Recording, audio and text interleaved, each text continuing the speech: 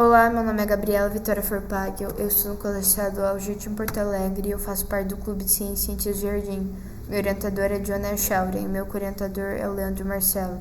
E meu projeto é Influência em Estratos Digitais no Desenvolvimento in vitro do fungo Zooxanthellae solani, causador do tombamento da soja, fase 4. A soja, também chamada de Glycine Max, tem um papel muito importante na economia por ser a planta mais produzida e exportada mundialmente. Além de que essa mesma soja é muito ameaçada por pragas e doenças. E os agricultores, ao tentarem combater o ataque dessas pragas e doenças, eles utilizam os agroquímicos. E sim, os agroquímicos podem ajudar auxiliando a combater essas pragas e doenças, mas também eles podem acabar prejudicando o solo e ocasionando a morte de fungos bons, que são fungos presentes no solo e que ajudam a planta a crescer bem saudável, além de que podem acabar ocasionando a morte da planta, e então poluindo a água e o ar, e assim pode afetar a saúde do ser humano de uma forma negativa.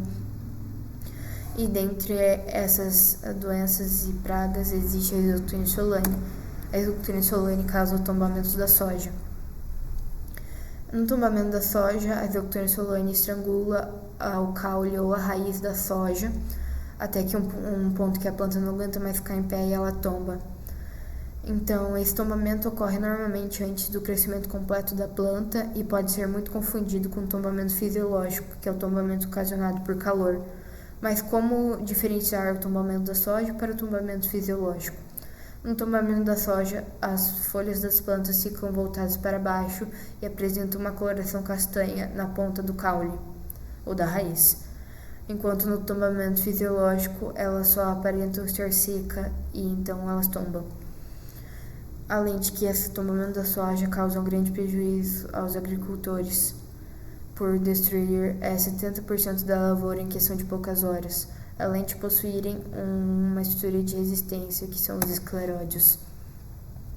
O objetivo geral do meu projeto é identificar plantas na natureza que possam parar com o crescimento da Zooxanthellae solani sem que os agricultores tenham que usar os agroquímicos. Os objetivos específicos são testar o potencial fungitóxico das plantas de gengibre, goiabeira, tomilho, amora branca, erva doce, sene, ora pronobis, tansagem, hortelã, boldo chile e canela. Nessa tabela vocês podem ver os tratamentos que eu utilizei.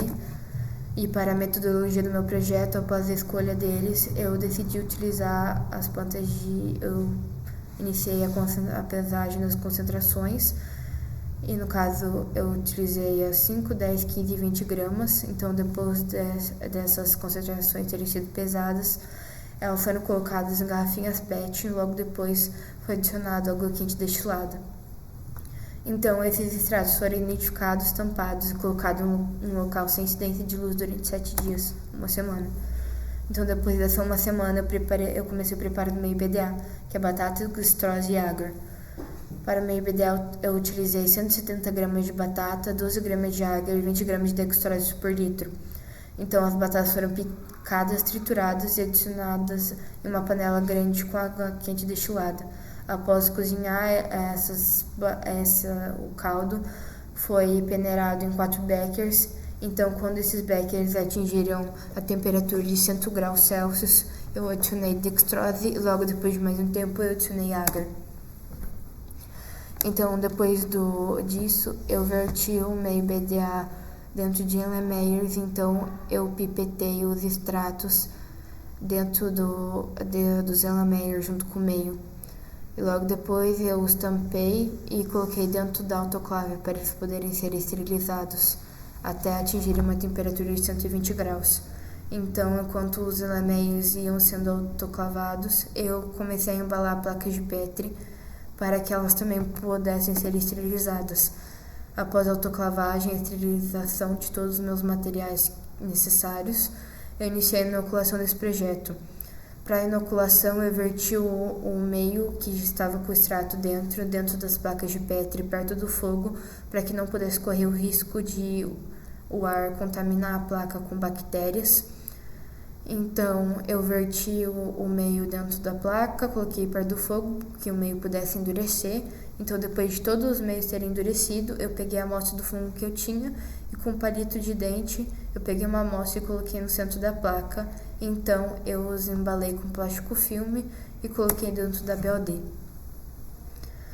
Para a conclusão do meu projeto, eu ainda não pude apresentar uma conclusão, pois as estatísticas dos testes com fungo ainda não foram completadas. Essas são as referências principais do meu projeto.